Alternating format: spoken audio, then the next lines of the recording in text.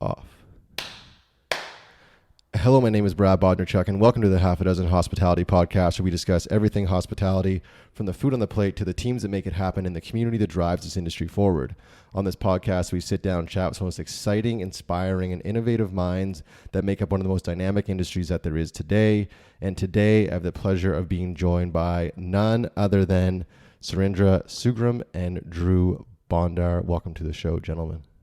Thanks for having us. Thank you for having us here today. Good morning. It is Friday morning. It is just past 8:10. Thank you both for being willing and able to come so early in your day. Is this early for you two, or is this is right on time for me? But yeah, For me, it's good. yeah. I'm gonna get you to put that mic just a little bit closer to your mouth if you can. Perfect. How does that sound? Yeah, way better. Interesting in how this all kind of came together. So I'll give you listeners the backstory on how the three of us came to be here today. Drew came onto my radar a couple months ago, I'd say, through a mutual friend that we have. Yes. And this mutual friend thought, you know what, there's too many synergies here for us not to at least make an attempt at having a contact and a relationship. So Drew and I hopped on the phone and we chatted quickly, and there were some very obvious synergies. And I thought, at the very least, what I could do is open the door to have you on this platform here on the podcast to share your story and kind of share your mission and what you're doing, and then bringing along your friend and cohort, Surindra, to help obviously add more color to the story as well and give people more context of what it is you guys are doing and even how you two came to do what you do. So I'm going to turn it over to the both of you to kind of fill in the gaps. Let myself and the listeners know better kind of why you feel you're here today and what it is you're doing and why it is so important. Yeah, absolutely. Very excited to be here. So I guess this all started back in university for me, 3 years now, where the program I took at UBC, it's kind of called agroecology. So it's agriculture and the environment. And in my fourth year, I did a paper on food waste, and I really began to appreciate just the scale and extent of food that is wasted across the globe.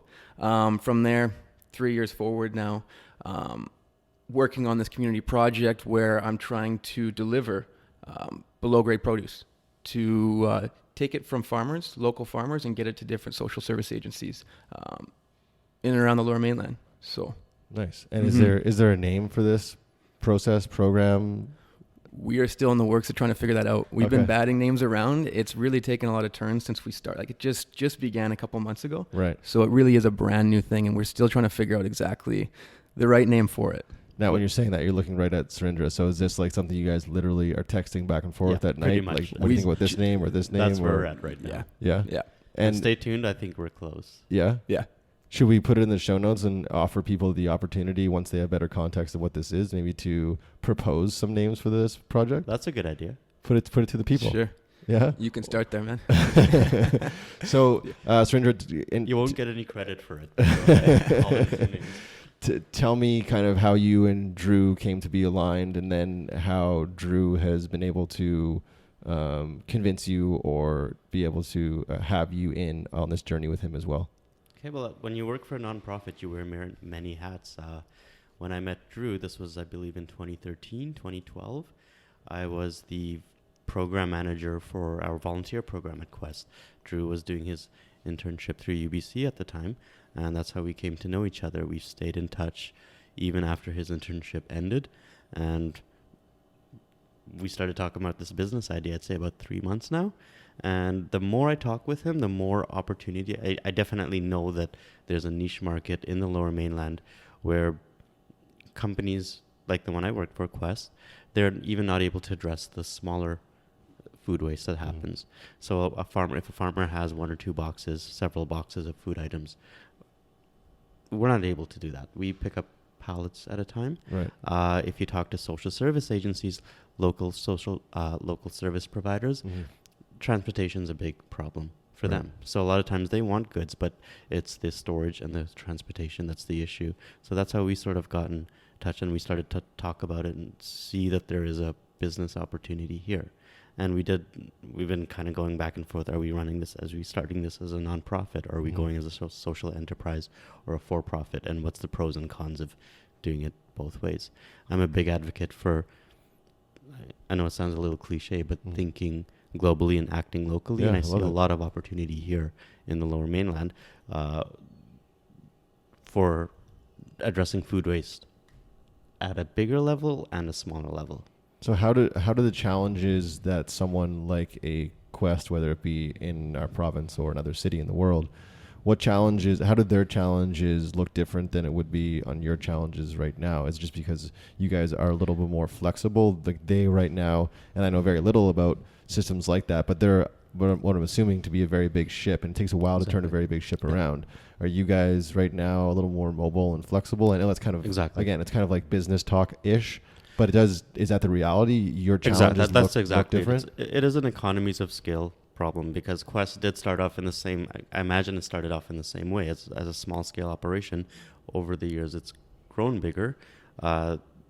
If I asked any company right now, I have one box of cucumbers and it's available in Tawasin, do I send a 5-ton truck to go pick it up and pay a driver their wage and everything? Yeah. And do you get the return on it? So there's not, but at the same time, waste is waste, and it's not good to see that happening. Yeah. And it's exciting to see where this goes in terms of what our business model is going to look like. Yeah, I'm so intrigued, not only from a business standpoint, but I'm so intrigued by just the logistics of it all. So say, for example, now I've been lucky enough through this podcast and through my consultancy work and also through the charity dinners that I do, I've met a lot more farmers in this province. And it's just, as I'm sure you guys can attest to, it is amazing when you actually go out and meet people that are growing our food and seeing the work they put into the carrots, to the cucumbers, all these things. And the last thing you want to do once you have that knowledge is let these things rot away.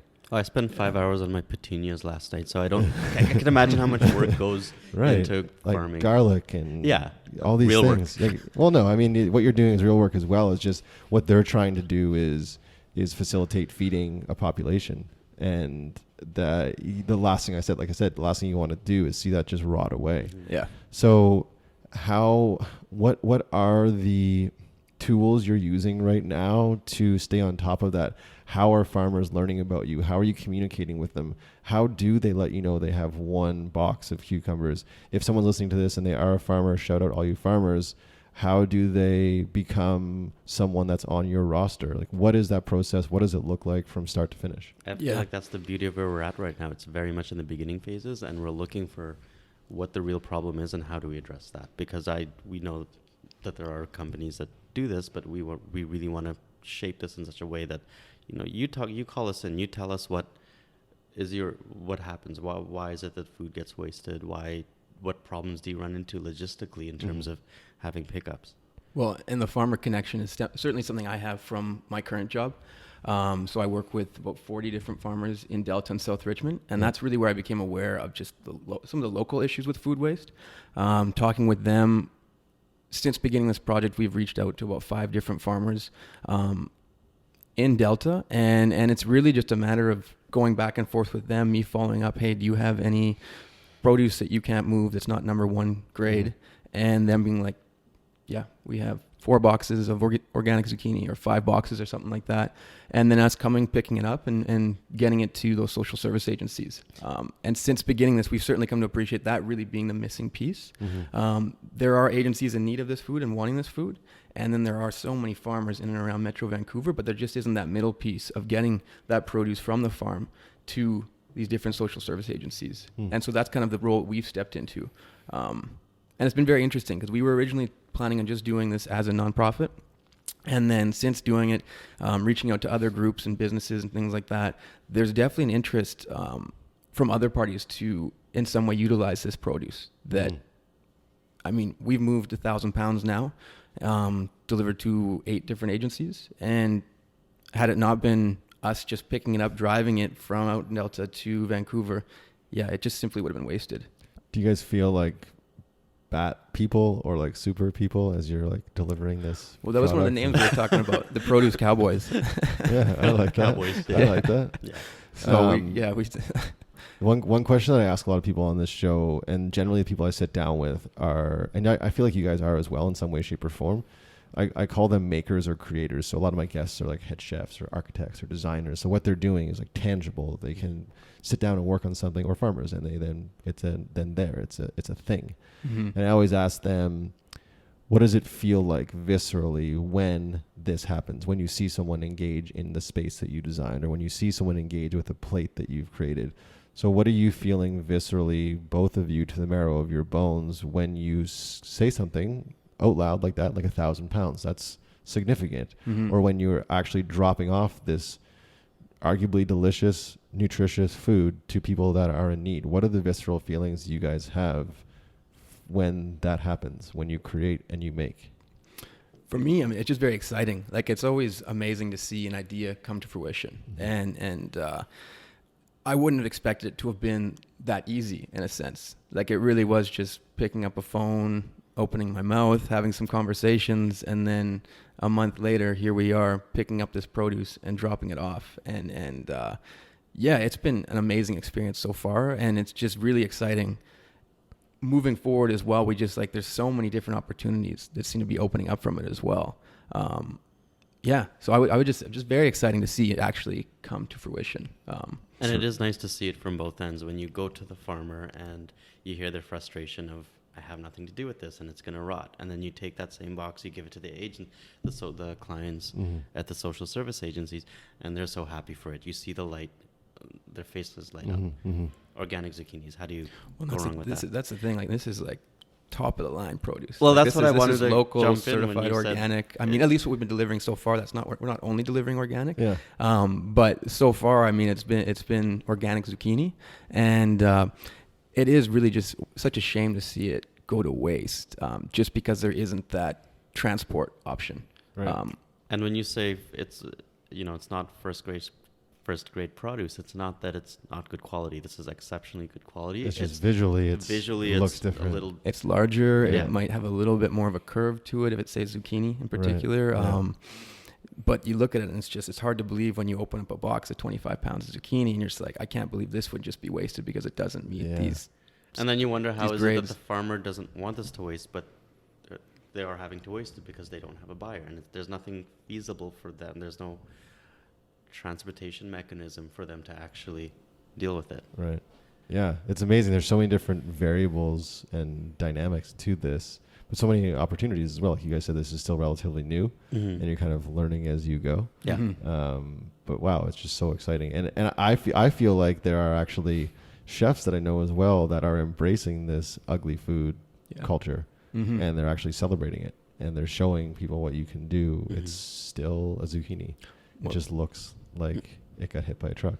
Yeah. Yeah, that's why we certainly want to reach out and partner with restaurants as well, because we think that'd be an excellent avenue in the sense, like you say, just showcasing this. It's like, why are we just wasting this? This is perfectly good, high quality produce or vegetables, and why is it being wasted? Like, yeah, and I think that's what I'm learning more and more with my role in this space, in this industry. So much of what we're doing and trying to do and facilitating change, it just comes down to education, and it comes down to conversation. And that's why I feel like this podcast and having you guys on here today is such an important piece, because it gives us a platform to discuss something that needs to be discussed. And then hopefully this is going to fall into the ears of people that can help us all facilitate change. I mean, one of my experiences constantly, if you talk to the farmer, they're going to say they waste food because the food supplier is not going to buy it. If you talk to the food supplier, they don't buy ugly produce because the consumer is going to buy it. Right. So I would ask consumers to not be so picky when you go grocery shopping. Yeah. If you see something that's misshapen, ugly, pick it up anyways. Yeah. And eventually, who knows where that. Yeah, and that's just it. We need to get to the consumer level. It's a great point. And it's just like, I battle that as well in my space, being more restaurant focused. And I'm trying to facilitate a mind shift in the general public when it comes to paying for food, meaning food shouldn't be cheap. I want for food to be accessible. That's my goal with all of this, with my podcast, with my consultancy work, and with my charity dinners. My goal is to raise enough money that everyone in this world can put healthy food in their mouth. That's my big goal. But for right now, to get to that point, those that can afford to pay for it, we need you paying for it. We need you paying $50 for that plate of halibut as opposed to $28 for that plate of halibut, because that's what it actually costs, and that's what it's going to allow for that independent restaurant to employ top talent, to stay open for more than 5 years. Like all of these things that impact the industry as a whole, that we're so focused on getting a bargain and getting the cheapest thing, when that's actually causing more of the problems than it's solving, in my opinion. Yeah, absolutely. And certainly my experience through work and working with these farmers, I mean, the challenges only continue to mount for them. Yeah. I mean, the cost of land here, it's endless. I mean, there's less and less processing facilities. So they're definitely struggling to make ends meet, and people want cheaper and cheaper produce, but it's like there's certainly a cost to it. And supporting local farmers just definitely, it is a big deal. It's something that needs Even to be. labor is a challenge. Food is not getting any cheaper to produce, like you said, and that's something that, again, we need to be sensitive to when we are out voting with our dollars, for those of us that have the option to do that. But I love the fact that you guys are going down this avenue to kind of bridge that gap between healthy food and affordability. And sorry, go ahead, Drew.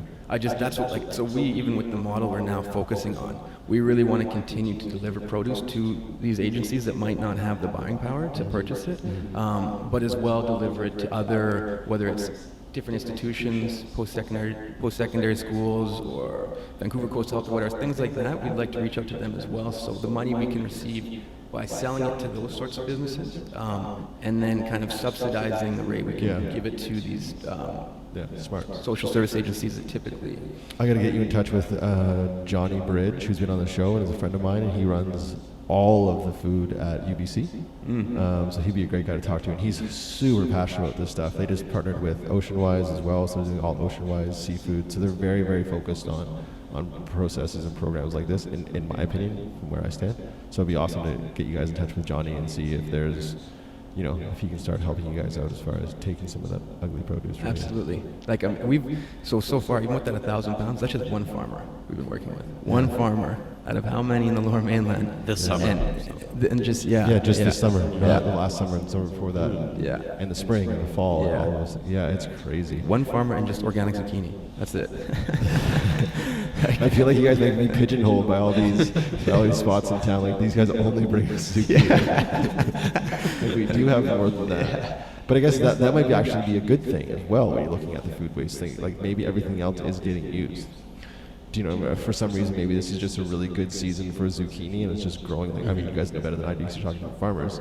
But maybe everything else is kind of going at a predictable pace, and it's getting purchased. This is where the surplus is. Who knows? Yeah, exactly. And we're still trying to figure that out ourselves. That's definitely, this year is a trial in a sense of seeing where it goes and what's out there and when it's available. So, right. What is both your knowledge of farming? Do you spend much time getting dirt under your fingernails? Have you done that to get a better idea of what goes into this and better understand seasonality and things like soil health? I'd say I have a high interest in it, but not so much. I'd say more like a gardener. Right. But you appreciate the processes that it takes to take something from a seed to actually bearing fruit. Yeah. And eating. And eating, And this is there's no shame if you haven't. I'm just wondering if it's something that you guys have kind of made kind of a mission of yours to spend more time actually like. My family were farmers. Oh, okay. In where we came from. Right. I haven't had the experience of farming myself. Right. For me, not so much food production, but my dad owned a tree farm. Oh, so cool. I spent, I think, probably since I was 15 years old, the summers working out there, and then worked out there full time. High school, a little bit after high school, so I had that experience. Right. But not food production. And then school was certainly doing agroecology, kind of balancing agriculture and the environment, very much an interest and a passion of mine. And then for the organization I work now, we work directly with farmers to enhance farmland for wildlife habitat. So I get to work with a whole range of different farmers on a day-to-day basis. How is this balance going for you both? So obviously you have a full-time gig. This is now a side hustle. I'm in between at the moment. In between. So this is your jam right now. Yeah. Okay, cool. So visions moving forward. Again, this is still very new. I'm assuming it's like I like to associate things to babies now because we just had one a year ago and now she's just learning to walk. So like, is this in a crawling stage still? Has it stood up? Has it started to walk? Is it I don't think saying we've mom given and dad? Or Can you say we've given birth? Maybe like, you see it's the head. Exactly. Yeah. It's really. I mean, it's been a shock in the sense of how it's played out, because this was an idea I had back in university 3 years ago, and then it just really started to come into action 3 months ago. Right. And it was really just reaching out to people, talking, and now to actually see it moving ahead. And produce actually has been taken from the farm to these different agencies. So we don't really know where it's going. Honestly, at this point, we're just open to anything, kind of. So that's why we're just going. We're reaching out to people, different groups who might be interested, sitting down, networking, and we're open to it going, anywhere. is the idea? This is a model that you can share with the rest of the world? Yeah, that's what I'd like to see, is that we're not here to tackle this little gap that's, maybe Vancouver's our locality, but in terms of we can't do everything in the world. But I can imagine that if 10 years from now, 20 years from now, if there's more operations like this around the world, it's definitely targeting food waste and CO2 emissions. Yeah, sure. That's a whole other one. So how do you currently? Again, we talked about being more adaptable because you're a little bit smaller than the bigger guys. How do you keep conscious of things like CO2 emissions and moving forward as this eventually will grow? I guess kind of what I asked earlier, but maybe just put a longer tail on the kite if you can. Like, what can we learn from people like Quest? What can we learn from the others that have done this before and come before us, that have gotten big and they maybe have come across roadblocks of they can't take a 5-ton truck out and pick up a box of zucchini? So have you thought about what you can learn from those that have been down this path, experienced growth, and now are less adaptable?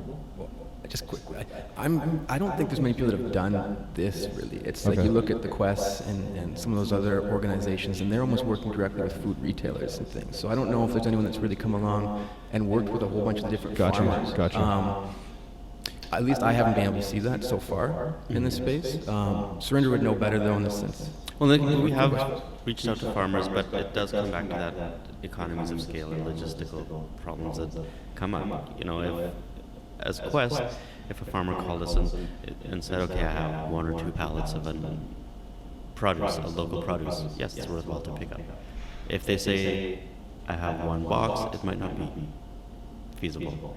The other opposite to that is they might have 18 pallets of produce, of apples or something like that. That's too big. And then we'd have to spell it out and say, okay, we can pick it up in 4 or 5 different shipments, but we can't pick up 18 pallets all at one time. So then how do the Cowboys go about that? We're lucky in the sense that it's just me and Surindra so far, and our own personal vehicles. Right. And I feel like we have to take a cowboy approach to this in terms of obviously this food is still going to waste, despite the fact that there's so many different avenues and companies trying to do things out there. So it's a niche market that's not even being tackled yet. So I like the idea that we're in the early phases. We're looking at it. My thing is, I was talking to Drew. Let's look at the economy of this. Are we using fossil fuels? What angle is this going to go? Is it the preservation? Is it where can this go in the end? Because picking transportation and preservation are the 2 pieces that are really key in this. Yeah. So what are you doing right now to store, to preserve? That's the thing with us being just me and him. We're just going straight from the farm to the agency. Oh man, as fresh as you can get. Yeah, exactly. Yeah. So it's pretty much picked, and then the day of or the next day we come out and grab it, and then we'll get it to the agencies. That's actually so beautiful. Because again, this is something. So I do a series of charity dinners in the city where we give. That's all right. We'll just keep rolling. Where we give the profits from each dinner to a local food-based charity. So places like Salvation Army, places like Union Gospel Mission, Greater Vancouver Food Bank. We'll get our next one coming up in August. We're giving the profits to the Vancouver Farmers Market coupon program. I don't know if you guys know about that, but basically it allows for people that may not have the ability to go shop and buy organic food. They apply, they get coupons, and they shop like you or I would, and they can buy all the beautiful organic produce that is provided to them. So programs like that are great. can we shout out some of the people that you have impacted positively with this? Like, who are you engaging? Who are you calling up and saying, hey, is it Salvation Army here down the street? And say like, hey, I got a bunch of zucchini. Because if not, I know Vienne and her team would absolutely love it. Yeah, I mean, yeah, Union Gospel Mission, Rain City Housing, Salvation Army, Harbor Light, some of the smaller kind of food networks and neighborhood houses. Yeah, so that would be. And what is that interaction like? Like, how good do you guys feel about that? Because this is something they don't have access to, arguably, at all. This fresh, this high quality.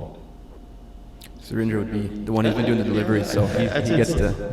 Yeah, I'd say it's a smile on their faces and just, oh, wow, this zucchini is organic, because you don't expect that if you're a client of a social service agency. It's amazing and both ridiculous how inaccessible fresh produce, and especially organic produce, is to a lot of clients of these agencies.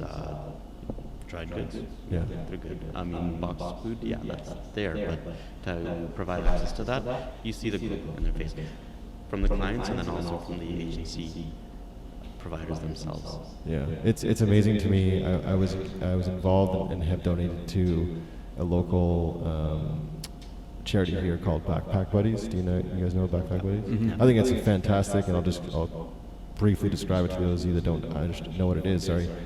So they send kids home on Friday afternoons with backpacks full of food, and these kids have been identified by the school system or their teacher as kids that maybe are under the poverty line or under a certain level of, and feel free to interject here, a certain income level. And if those kids didn't go home with backpacks full of food, they likely wouldn't eat for the entire weekend.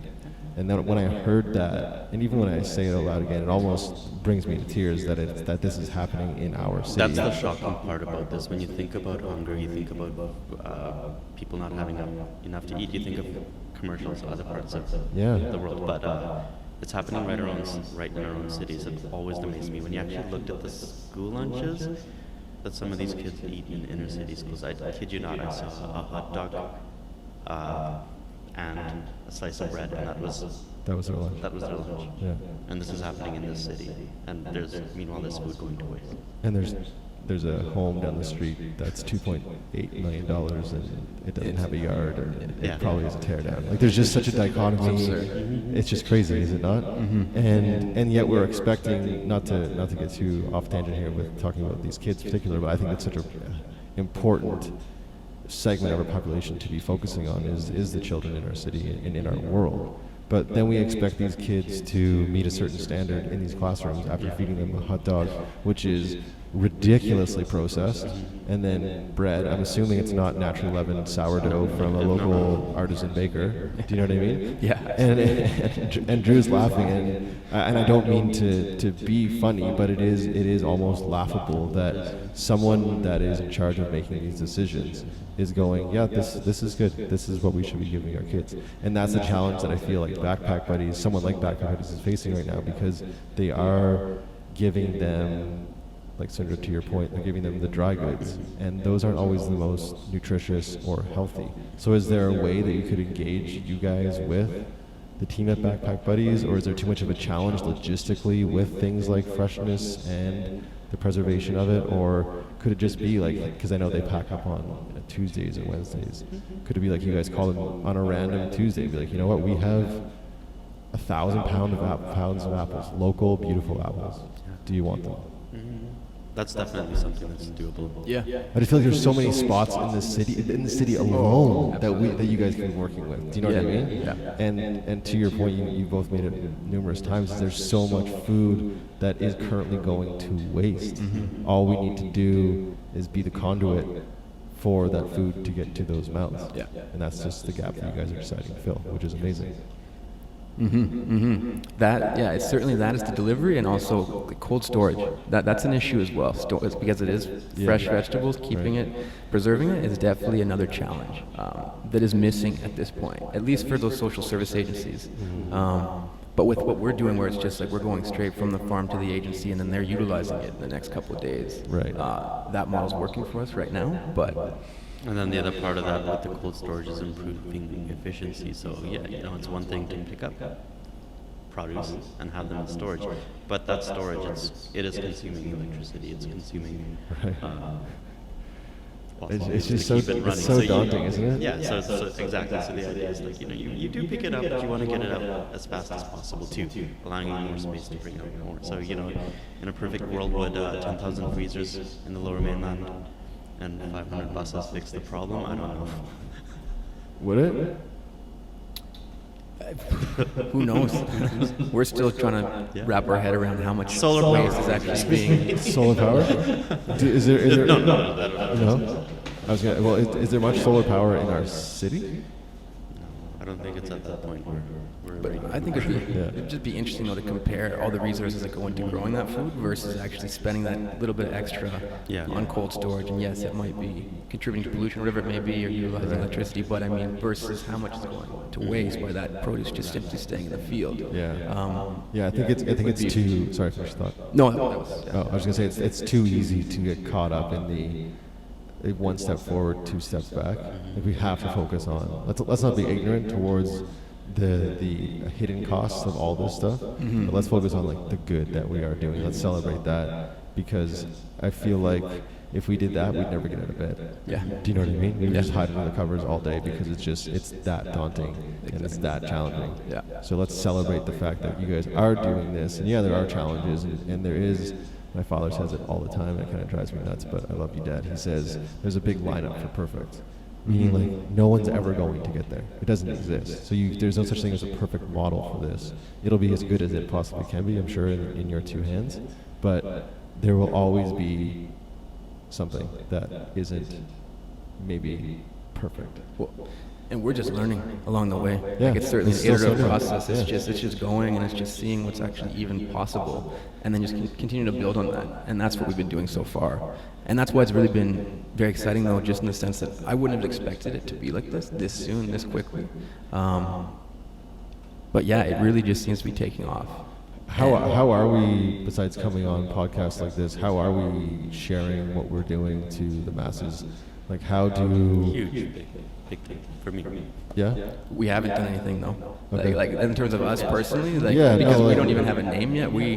It really has been like our main focus has just been getting this produce from the farms to these agencies, but all that extra stuff, social media, marketing website, side, marketing, right. we haven't even begun to touch. And that's the stuff I love.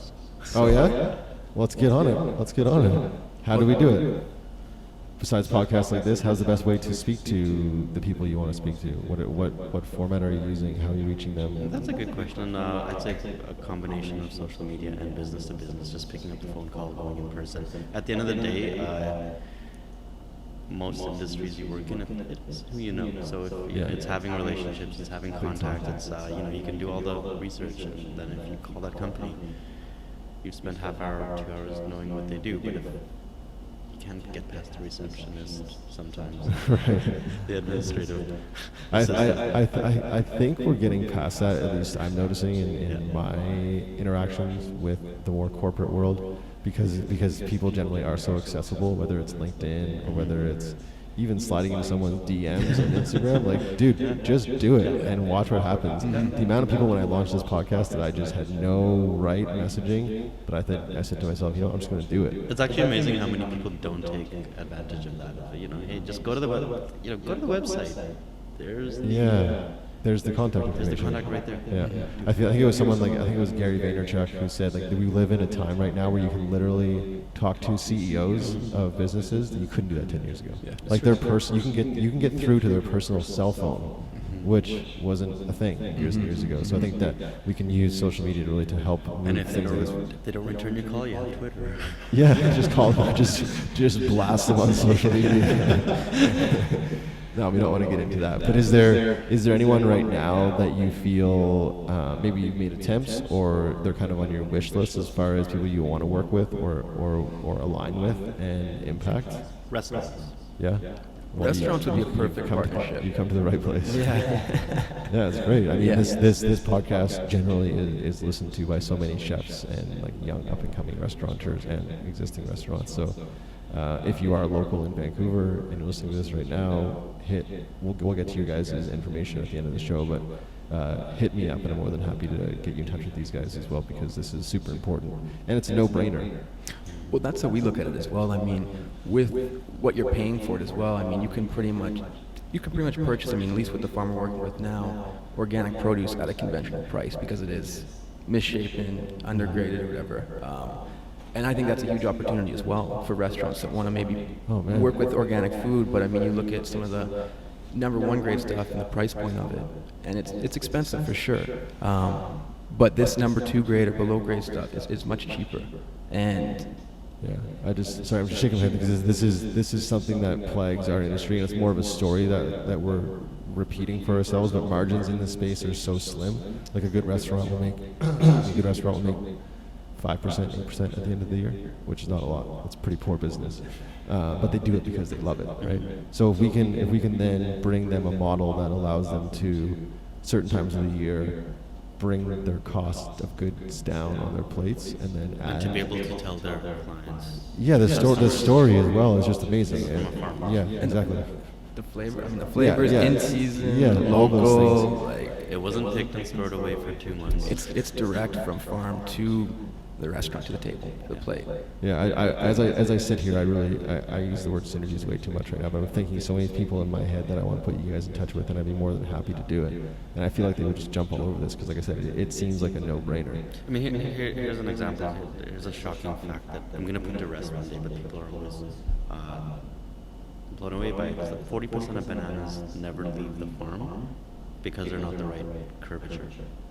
Now, I'm imagining you take that 40%. There's a market out there for smoothies. So smoothies, Frozen, banana just bread. frozen bananas. So Yeah. how is it that food is still going to waste? I still don't get it. Wow. Even though I've been in this industry almost a decade. But the issues we're dealing with as well. I mean, between climate change, biodiversity loss, I mean, the list is endless. And the fact that we can still just afford to waste 30 to 40% of the food we produce is something that really needs to be addressed seriously. And, Yeah, and it's a bit ignorant of us as a population globally to be so flippant with our food. Like, oh yeah, it's just, and it's crazy. And I think that all the time when I go into like big box stores, I'm just like, this is so much food, and this is one store, and yeah, it just blows me away. And I always think, like, where does this go if people decide not to buy it? And that's such a shame, because there are mouths that haven't eaten for days, weeks, and have maybe never tasted what that peach would taste like. Do you know what I mean? So how cool would it be for something like this? How cool will it be, pardon me, when this facilitates those experiences for people? And that's something, the more I understand now what you guys are doing, I'm more fired up about it, because it is so in line with what I'm trying to do, and my ultimate MO is put high quality food in people's mouths that can't afford it. That discrepancy to me is so frustrating. And it's so strange that highly processed food is cheaper than picking something off of a tree and eating it. It makes no, I mean, I get it, because I understand now the process of what goes on to make it so affordable, but it just doesn't make sense. And there's definitely an education piece there as well. As the outreach person with Quest, that I've worked with a lot of social service agencies, I used to be a little discouraged in the beginning that you'd sometimes bring healthy foods to clients and they don't want it. They want the chocolate bar, they want the candy, they want the pop. So there's definitely an element of you're providing this food, but there's an education bit there, and finding the right markets where it is going to be appreciated. That reminds me of, I just volunteered with, and we just actually donated to them as well, Growing Chefs. You guys aware of Growing Chefs in the city? Great program where they take people in the hospitality industry. We don't have to be, but anyone, parents, anybody in the local community that wants to go into the classrooms of elementary school students and teach them how to grow food, how to identify food, how to cook with food. And it was amazing for me as I went through this process for the very first time, watching kids, again, get educated on what lettuces taste like, what a raw pepper tastes like, what a raw tomato tastes like. And there's, I would guess in the one classroom that I was in, probably 45% of the kids didn't eat salad, and their parents are now telling us that now they ask for salad all of the time. So it is an education piece, because we are even as adults and kids as well being bombarded with this marketing of these products like chocolate bars. And so can we get in there in a more creative way, in a more educational way, and be like, you know what, like taste this peach. Like this happens once a year in our province, and taste how amazing this is. And then guess what? Next June or July, what will they be asking for? That peach instead of that chocolate bar. Hopefully, knock on wood. But yeah, the education piece for me is huge in the conversation. That's why I love hosting people like you and having this platform to educate and share and have that dialogue back and forth, because that to me is the biggest piece. It needs to be discussed and then better understood by people that are listening, going, hey, that aligns with me, how can I help, or let me take your produce off of you, all of those things. Let's talk about challenges you foresee coming up in the near future, distant future, or are we still focusing on today and tomorrow? Is there anything? I mean, we've talked about storage preservation. We've talked about logistics of transportation. At some point, I'm assuming being an issue because you guys are only 2 people. You can't be all over the Lower Mainland. So what else are you thinking right now is a daunting task kind of on your whiteboard that you're looking at going? Those are the 2 biggest things. The logistics of delivery, certainly, is the real challenge. And I mean, especially, like, let's say someone like Quest that has that challenge of picking up a couple boxes. Well, it's going to be challenging for us at some point to deliver 1 box of produce to some agency that's kind of off on its own. So that certainly is, I would say, probably the biggest challenge right now is just figuring out a way for cost recovery first off, because it has just been a passion project so far, and it's come out of our time, our pockets, and everything. And so it's figuring out a way to monetize it in some way where we can actually afford to keep doing it. Right. Mitigate the costs of actually producing this or doing this service. So would something like, if there's a manager of a car dealership working and they have like reefer trucks, so could that be something like a relationship that would be cool? That's the plan. I mean, certainly when we start moving more produce than we're currently looking at getting a 9-foot refrigerated cargo van and going from there and then just continuing from that. But I think a van of that size would be perfect for this kind of project, because we do just want to deliver it straight from farm to whether it's a restaurant or an agency, versus storing it. But we've also talked about into the future. I mean, figuring out ways to actually preserve some of this. I mean, you got huge surpluses of certain types of produce throughout the year. We might even have challenges moving that, but figuring out a way to actually preserve it so we can continue to move it over the winter or whatever it may be. Yeah, I think that's also. Sorry, go ahead. Sorry, and then another challenge is, when we're saying that it's not first grade, it's very good produce, but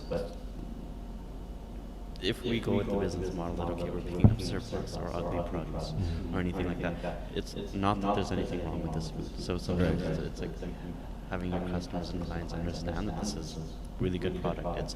You don't get anything better than local and organic. Yeah. I think it's gonna be interesting as you guys grow and kind of watching your mouths a bit as you talk about what you do, and obviously you don't want to mislead anyone. So as far as the systems that are set up right now to describe fruits and vegetables, there is a system that says grade 1 or grade 2 or grade A. So there you do have to kind of fall into that. But while it may not look the prettiest, it definitely has all of the attributes you want for your fruits and vegetables to have. Yeah. And I think the preservation piece could actually be a really interesting community play. And I'm thinking of just David here up the street at Ubuntu. So I'm on Fraser Street here in Vancouver, in a new restaurant, and he is so passionate about things like preservation. If you go into his restaurant, it's just his wall is covered in preserved fruits and vegetables, and that to me could be such an interesting community play where you find someone like David or a team of chefs in the city that have the knowledge of how to execute things like this, and you bring in the community.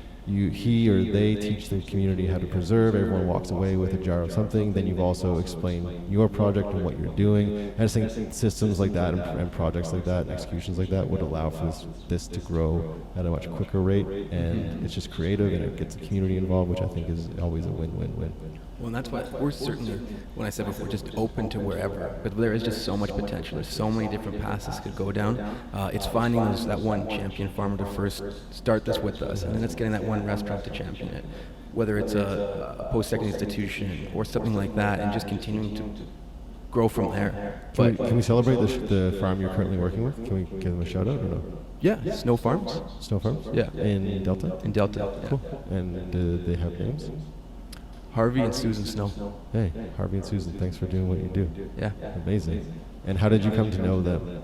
Through my work. Through your work? Yeah. And then in conversation, you just say, hey, I noticed you have an absolute buttload of zucchini. It was, no, I wouldn't, I just was reaching out to growers in the sense that, hey, I'm kind of working on this project. I don't know if you have a lot of surplus food like that, or if you'd be willing to donate it. And so it's just really been through conversation with them. But they participate in some of our stewardship programs we do through work as well. Okay. So there's a relationship there already. Mm-hmm. Is there anyone right now, or is there a role that you guys feel on your team is missing? If someone's listening right now and they have certain skills and they feel like they could add something to this, who is that person for you? Or are you guys good right now? I mean, I know you, Surindra, you talked about marketing as kind of your jam. You really want to help do that piece of it. Is there someone that could help you with that to kind of take a load off your plate?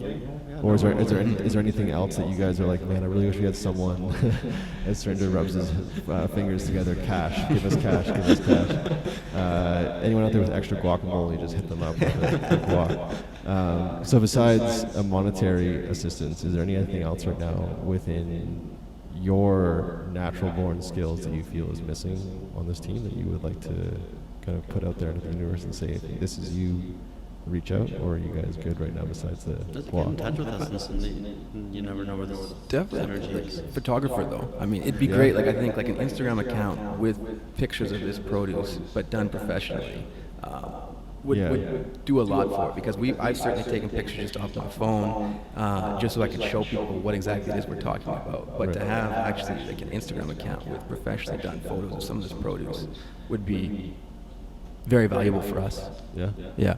Yeah, I think that stuff, especially when it has like the right theme and it all matches, Yeah. and all that stuff is so important. Mm-hmm. Well, I definitely have a few that I've worked with that I'm more than happy to put you in touch with. Top of my head, Melanie and actually Melanie. So I'll hook you guys up with those two and see what they got going on. But I think the cool thing about this project is there's so many layers to it, and there can be so much that anyone that gets involved can take from it. And I don't know how you guys feel about it so far, being so new, but I feel like things like this podcast and my consultancy work and the charity dinner, they give me way more than I give it at the end of the day. Do you guys feel that way about this? I mean, not to lead you with that question. No, it's important for me to be very passionate about what I do, and this just checks all. So. Yeah? Well, this wouldn't be happening if we weren't passionate about it, because it's been a lot of extra work. I'm on top of a full-time job. I'm definitely very busy right now. Right. So if it wasn't for being so passionate about food waste and those in need not typically having access to food like this and all the other issues we're dealing with as a society, I don't think I'd be anywhere near as committed as I am. Right. And I certainly want to continue to see this through. So without having that passion, Doesn't exist. no. I think we'd be remiss not to mention and give some context to what Quest is. It's come up a bunch right now on the show, and we have listeners all over the world, and they're probably going, I don't know what they're talking about when they're talking about Quest. Can we just give some context to what Quest is? Quest started in 1989. It was a soup and sandwich drive by the St. James Anglican Youth Society. They got together, they started handing out sandwiches in the downtown east side, realized there's a big need. There are people, and this was in 1989. There weren't as many people in need, as there are now. But then they started realizing there's a lot of food out there being wasted. And Quest in its early years did the model was based on, okay, call us and we'll pick up your surplus food, whatever size it is. And that's where they kind of ran into logistics of, well, how much are we getting? Is it big enough? Is it too small? As the operation started to grow, there's also health requirements along the way. So Quest it's British Columbia's largest not-for-profit food exchange. Every year they pick up at least $10 million in food products and work with hundreds, if not thousands, of social service agencies in providing access to clients in need of that assistance. So and that's through 5 not-for-profit grocery markets. So typically, if you walk out with 4 bags that cost you $50 or $60 at Quest, it'll cost you $10 or $15. Wow. And the model there is it's to reduce hunger with dignity, but also foster sustainability in the sense that it's helping the environment. Right. When you guys drop off your fresh, nutritious, organic produce at these spots, have you been Have you been able to watch the clients, the end users, engage with it and see some of the responses? Not at this point. I'd say the closest to that is some of the agencies. Say, for example, Harbor Light. It is the clients that are sometimes the volunteers that are helping me unload or pick up the zucchinis, and they look at it and they're just like, "Oh, wow, we never get anything like this." Yeah. What? Yeah. Organic? Huh? Yeah. The only reason I ask is we had a bunch of gorgeous salad left over from one of the dinners that we did that didn't get used, didn't even get touched, from Earth Apple Farms in Abbotsford. And because I'm literally a block away from Salvation Army, I just called my friend Vienne down there and said, "Hey, look, I've got all this beautiful salad that we don't need in this household and we're not going to consume." It was literally pounds and pounds. And she was over the moon because they just don't generally get something so fresh and so nutritious to give to their clients, which is essentially what you guys are doing, is offering something that people don't generally have access to. And I know one thing is that a lot of companies out there are afraid to donate like that because they're afraid of being sued. Yeah. And that's not really the case. That if you give something in good faith and it's there's nothing harmful about it, you're actually legally protected. In terms That's of good the to know. Donor Encouragement Act and the Good Samaritan Act. Oh, wow. So those are federal legislations that if you give if you donate food to charity in good faith, you didn't do anything, you didn't tamper with it, and it didn't spoil or get left out, you can't be sued. Nice. So if you're out there listening and you just hosted a massive family gathering and you had leftover produce or food, Give it to an agency. give it to an agency Yeah. as soon as you possibly And can. if you don't know which one, there's PCT11. PCT11? Yeah, that lists all the different social service Oh, cool. I agencies. didn't know what that was. We'll put it in the show notes. BCT11? Yeah, it's like the 411, but for social service agencies. Oh, amazing. I'm learning so much right now, which is great. So, gentlemen, this show is called the Half a Dozen Hospitality Podcast, and I ask my guests, every single guest, 2 questions, the exact same question every single time.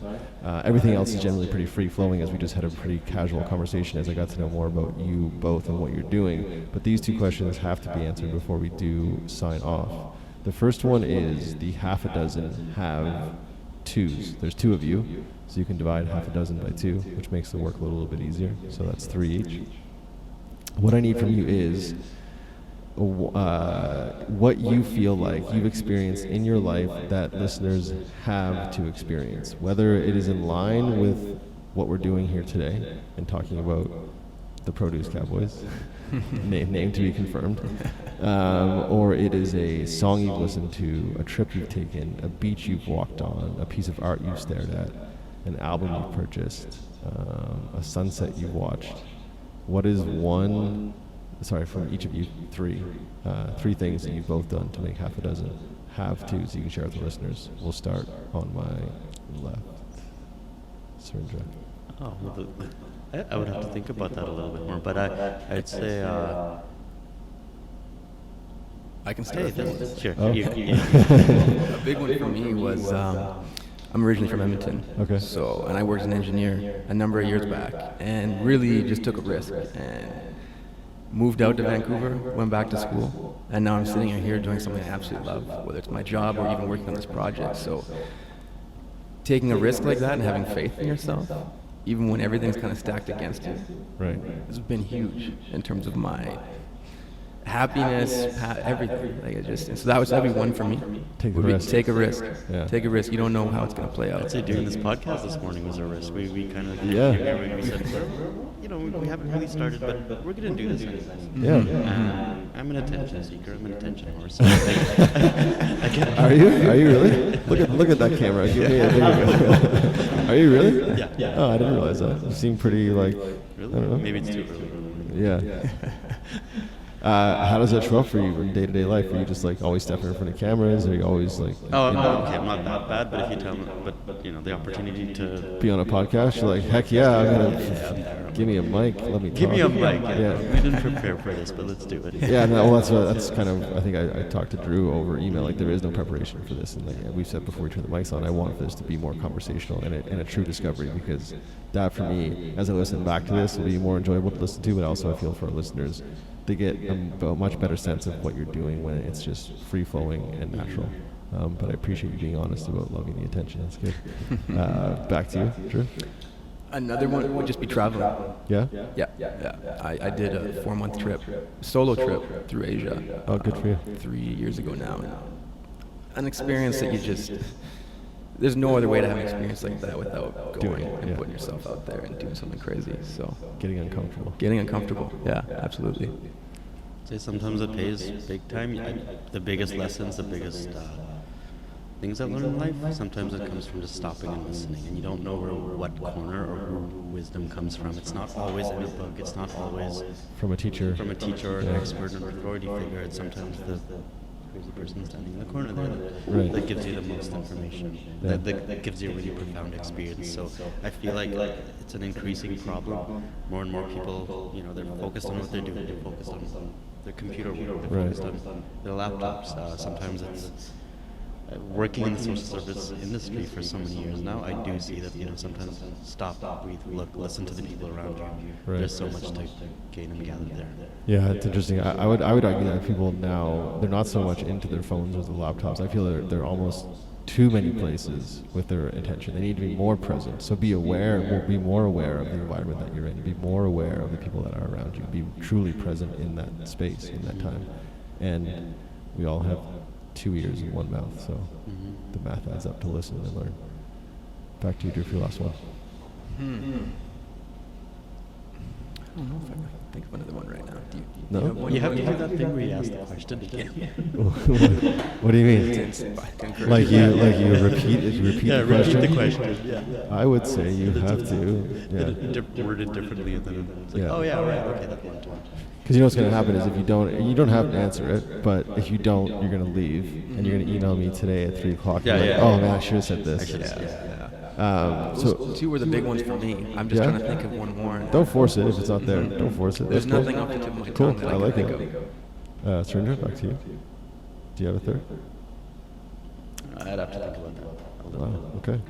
That's all right. That's all right. You guys truly are on the spot. I don't let anyone know. Obviously, some people come onto the show. I've listened to a few podcasts and go all the way to the end, so they know what's coming. I've had people come on with like actual notes of their 6 things, so they don't get caught off guard. But I like the fact that it's generally truly improvisational. So, the last one I have for you is of the same ilk. It is the half a dozen haven't yet. So more of a bucket list, if you will. So I need from each of you 3 to give us a half a dozen. So 3 things from each of you that you have yet to experience in your life that we can share with the listeners, and where your head is at and where you're going and what you want to be doing with your time, your body, and your future. Haven't yet we're beginning right now. Start a business.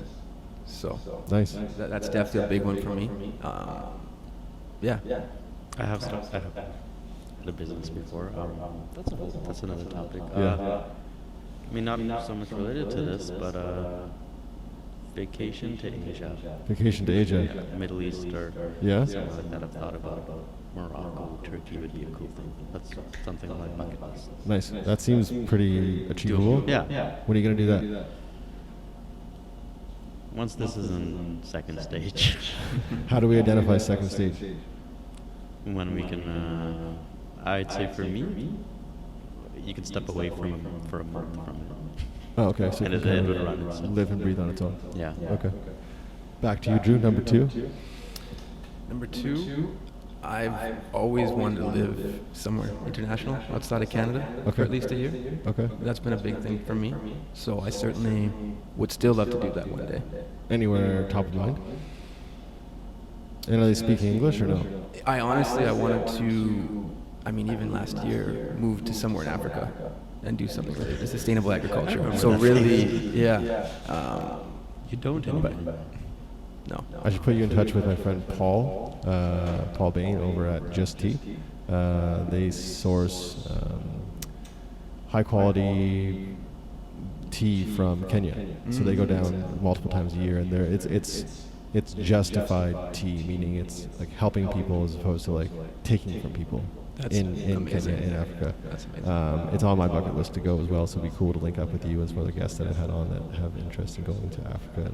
And Kenya just seems like such a beautiful place and beautiful people, and I love what they're doing and what they're all about as far as giving back. And then the byproduct is this amazing tea that they sell. So very, very cool. That's awesome. Yeah, I'll put you guys in touch. Yeah. Back to you. Become YouTube famous. YouTube. I feel like this is what happened. I feel like this is what happened. Drew was just casually telling Surindra a few weeks ago, like, yeah, I'm gonna go on this podcast, and she was like, what's up? Like, I'm coming with you. Do they have cameras? If they don't, make sure they do have cameras. Can I just do the podcast myself, by myself? Why YouTube famous? It just,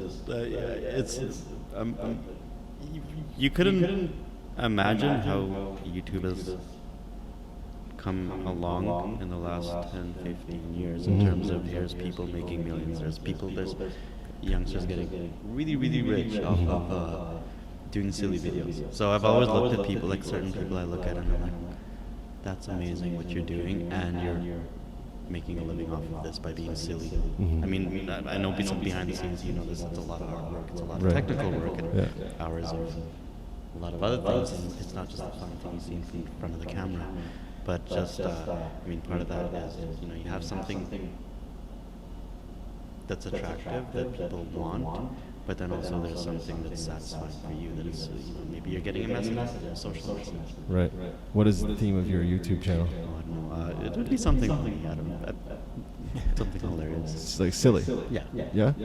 Cool. Yeah, it's I mean, Silly and informative. I've said this since... Sorry, go ahead. Finish the thought. No, I'm saying there's a lot to learn in humor sometimes. A lot of Oh God, yeah, totally, yeah.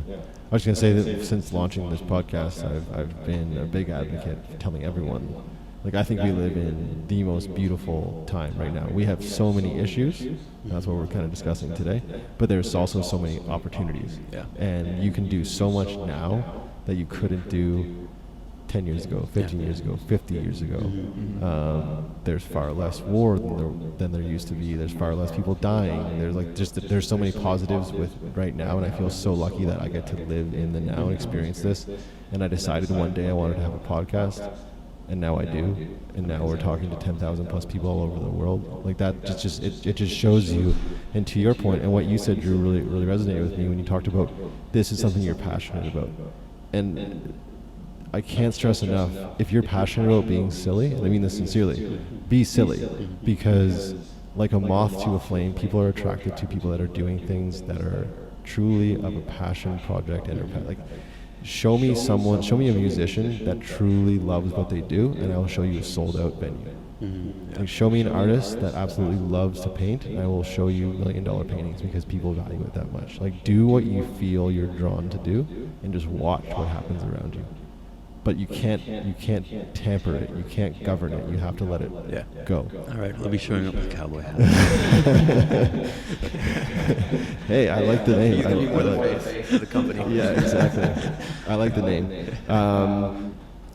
Before I do officially let you guys go, let's give everyone the opportunity, if they wanted to reach out, how best they do that, either on an individual basis, or is there like a website or a social media handle that they can engage with you guys with this project in particular?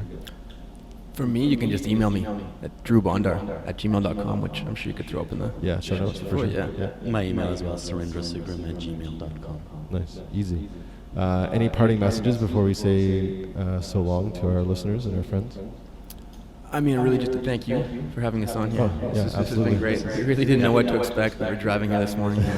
Like, we don't really prepped a whole lot for this. I don't really know. And I guess with it being so new, we're just kind of, but it's been a really enjoyable conversation. And it's great to meet people like yourself that are very much passionate about similar issues and doing something about it as well, taking action. So, I just feel inspired, that much more inspired after this conversation. That's great. I'm glad we could facilitate that. And we'll definitely do round 2 at some point when maybe you guys are closing out stage 1, going into stage 2, or just maybe there's some projects that we can even activate together that we could work on and help promote through this format.